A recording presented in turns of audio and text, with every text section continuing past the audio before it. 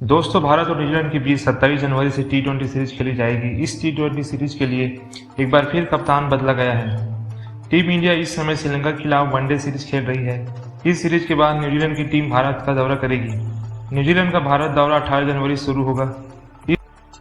इस दौरे पर दोनों टीमों के बीच 3 वनडे और 3 T20 मैचों की सीरीज खेली जाएगी। इस दौरे के लिए न्यूजीलैंड वनडे टीम का ऐलान कर चुका है और अब T20 स्क्वाड का भी ऐलान कर दिया है। इस सीरीज में भी एक बार फिर नया कप्तान देखने को मिलेगी। न्यूजीलैंड ने T20 सीरीज के लिए 15 सदस्यीय टीम का ऐलान कर दिया गया है। भारत के खिलाफ T20 सीरीज में न्यूजीलैंड टीम की कमान केन विलियमसन के हाथों में नहीं होगी। उन्हें इस सीरीज में आराम दिया गया है। दोनों टीमों के बीच 27 जनवरी से T20 सीरीज की शुरुआत होनी है।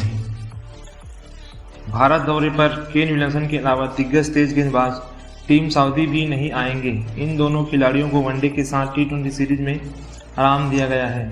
टीम साउदी हाल ही में न्यूजीलैंड की टेस्ट टीम के कप्तान भी बनाए गए हैं। इन दोनों ही खिलाड़ियों के वर्कलोड मैनेजमेंट को देखते हुए ये फैसला लिया गया है कि आपको बता दें कि वनडे सीरीज के लिए टॉम लॉथम को कप्तान बनाया गया है।